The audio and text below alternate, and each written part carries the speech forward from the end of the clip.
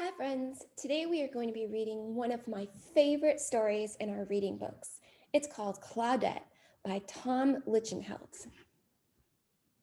Now as we read this book, let's think about what kind of genre it is and what we know about this genre. So Claudette is a fantasy, and fantasies are stories with made-up events that could not really happen. As we read Claudette, we're going to look for characters that are not found in real life, a lesson the main character learns, and problems and solutions. So remember, all good readers set a purpose. So our purpose as we read Claudette will be to make connections. We're going to find ways that this text is like things in our life and other texts that we've read. This will help us to understand and remember the text. The power words that you're going to see in the story Claudette are the words average, advantages, front, and impress. Let's begin. Claudette was a cloud, a very small cloud. Usually, Claudette didn't mind being smaller than the average cloud. Look at this picture that we have here. We see the average cloud, and then we see little Claudette right next to the average cloud. In fact, being small had lots of advantages. Morning, small fry. Hey, shark cake. Hey, pipsqueak. Everyone called her cute little names. She had lots of little friends. Hey guys, what's up? Us. That's Nutty. No matter how crowded it was, she could always find a good spot to watch fireworks. She could sneak through tight spaces, hide in small places, and even had a special little space that always made her feel cozy at night. Let's take a look at what they're saying on this page. You see Claudette between these two giraffes. She's saying, "Excuse me." And then you see the picture here with the tall buildings. And you see these birds saying, "I can't find her anywhere. Me either." And then you see Claudette stuck between two buildings going, "Tee." I love this. So I have a question for you. What are some of the advantages that Claudette has because she's tiny? That's right. Claudette has many advantages because she's tiny. You know, I have a friend who is small. Like Claudette, she has advantages. She always has plenty of room for her legs when she rides in the back seat of a car on an airplane. When she sits on a couch in my home, there's always room for more people. There are advantages to being small in size. But once in a while, all the other clouds would run off to do something big and important. Come on, Claudette, join our cold front. We're going to make a huge storm. Yeah, we're going to water crops and make mighty rivers flow. No thanks. I'll just watch from here. Claudette could see them from the distance, doing all sorts of important cloud things. This made her want to do big and important things too. What important things do the other clouds do? That's right, they make huge storms, water crops, and make large rivers flow. Why doesn't Claudette join the other clouds? You're right, she doesn't think she can do the important things because she's too small. How do you think Claudette feels?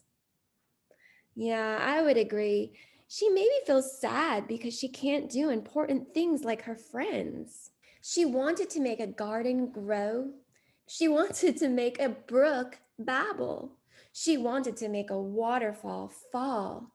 And she thought nothing would be more fun than giving some kids a day off from school. Yeah, I could see that Claudette might be feeling kind of sad here. One night, Claudette lay awake wondering what she could do that was big and important. She thought maybe she could work for the fire department. Sorry, we just got a brand new pumper truck.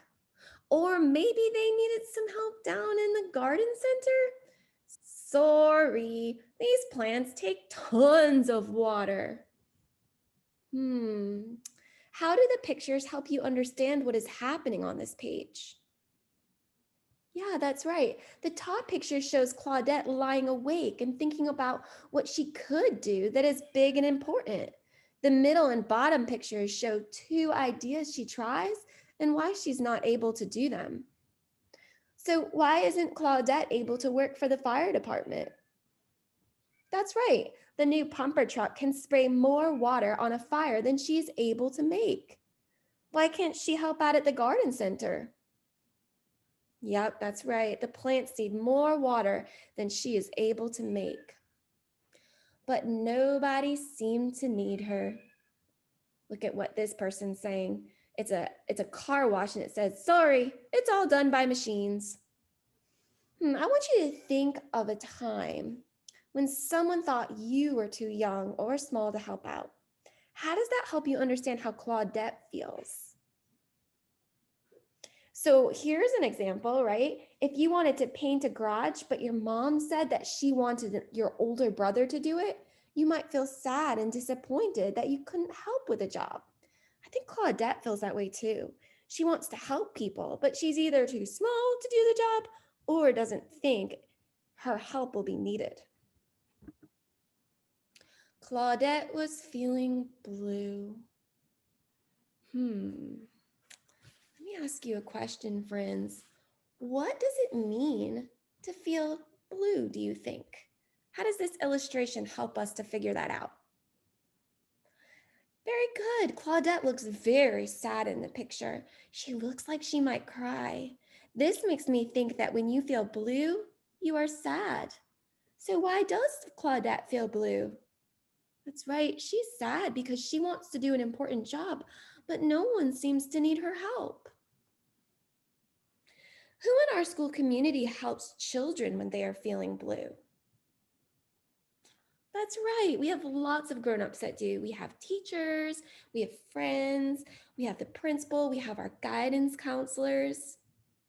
Do you think someone will help Claudette feel better? Or do you think Claudette might figure out how to do something important on her own? Yeah, I think that since Claudette is so small, I think a larger friend will show her how to do something important. But we'll have to see. The next day, there was a big storm in Claudette's neighborhood.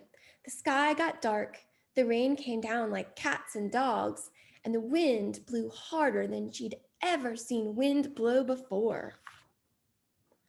How does the big storm in Claudette's neighborhood remind you of a real storm?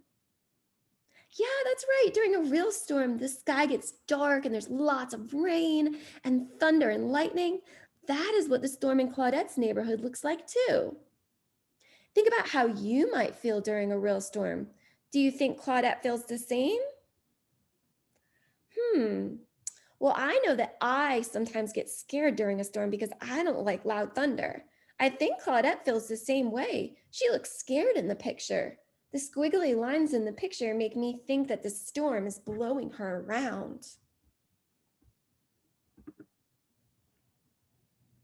When the storm finally stopped, Claudette realized she'd been blown far from her neighborhood. She didn't know anyone there. "Hello, hi, howdy, how are you doing?" And they didn't seem eager to get to know her. What does it feel like when you go to a new place where you don't know anyone? What does that feel like? Yeah, it could feel scary, it could feel lonely, sad, or it could even feel exciting. How does that help you understand how Claudette feels? Yeah, it makes me think Claudette misses her neighborhood. She had lots of friends there. She is probably feeling lonely. So how does this illustration help you understand why Claudette thinks no one is eager to get to know her? Yeah, poor Claudette. She thinks she's talking to other little clouds, but they're really puffs of smoke coming from a chimney. They don't say hello back to her, so she thinks they don't want to be her friends. Poor Claudette. "Welcome to our neck of the woods, small fry." "Oh, what a cute little cumulus. Have you seen our new pal?" "Barely." But soon she was making new friends and seeing things she'd never seen before. Then she heard something she'd never heard before. Ribbit. Can you all do that? Make that noise. Ribbit. Good job, guys. She looked down at what was supposed to be a pond, but was really just a puddle of mud. "What happened to your pond, Froggy?" "It dried up, and now it's more like a puddle than a pond." this gave Claudette an idea. More like a brainstorm, actually. What changes for Claudette right here? Yeah, she's making a new friend. That's right. And what makes the ribbit noise? That's right, it's a frog. So what do you think Claudette will do next? I agree. I think she's going to be friends with this frog and try to help it. Let's see what happens. She held her breath and she started to puff up all over. Then she turned a nice blue-gray color.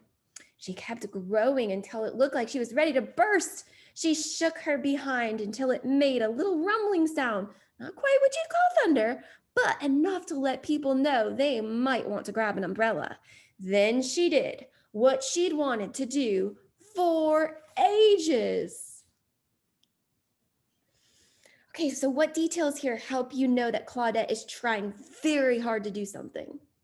That's right. She holds her breath and puffs up all over. She gets bigger and turns darker and darker, and her face is all scrunched up like she's trying to concentrate. How does this remind you of you doing something that was maybe really hard and you're working really hard at it? Yeah, so I'm thinking of like sometimes if you're trying to maybe hit the ball at baseball practice, you could hold the ball, you would hold the bat really, really tightly and then concentrate on the picture, then concentrate on the pitcher and then swing as hard as you can. Definitely. She let it pour. What do we notice about the words on this page? That's right. They're going up and down instead of left to right. Wonder why they're doing that. I think that the reason is because Claudette has finally made it rain and the words look like they could be rain coming down. So how do you think Claudette feels here? And why do you think she might feel that way? Yeah, I think she's very happy because she's finally able to do what the other clouds do. Look at her face. It looks so happy in this picture. Claudette rained on the little pond until it grew into a big puddle. And she kept on raining until that big puddle grew into a perfect pond. As soon as she stopped, frogs of every stripe and spot came jumping into the pond. Why do you think Claudette is able to fill this pond? Yeah, that's right. This pond's not very big. It doesn't need much water to turn it from a puddle to a pond. So Claudette is able to do the job, even though she's small. They all let out a big thank you in unison. What did that thank you sound like? Ribbit. Claudette was exhausted, but happy. And if you look, it says thank you in frog. So that ribbit was a thank you. So how does Claudette's accomplishment remind you of Freddie's in Freddie the Frogcaster? That's right. They were both able to save something by working hard and really trying. Claudette saved the frog's home and Freddie saved the picnic from being a disaster. Great job making that text-to-text connection, friends. Ooh, even the higher-ups were impressed, which got her thinking. Well, what are the higher-ups saying? Nice work, Cloudy. Yeah, way to water. Prodigious precipitation, Pipsqueak. That was some righteous rain. We knew you had it in you. So who are the higher-ups that Claudette impressed? That's right, the other bigger clouds. So why do you think the author uses that word? Yes, they are the clouds that do the big important jobs that Claudette has always wanted to do. Also, maybe they are higher in the sky than Claudette. So how do you think that Claudette feels now that she has impressed the higher ups? I agree. I think Claudette feels like she finally fits in. She has done a big, important job, just like the other clouds. So let's read that page again. Even the higher ups were impressed, which got her thinking, I'll bet there are other big and important things a little cloud can do. And off she went. My friends, I hope that this story inspires you to do big things just like Claudette did. I love this story so much, and I hope that you enjoyed reading it with me today.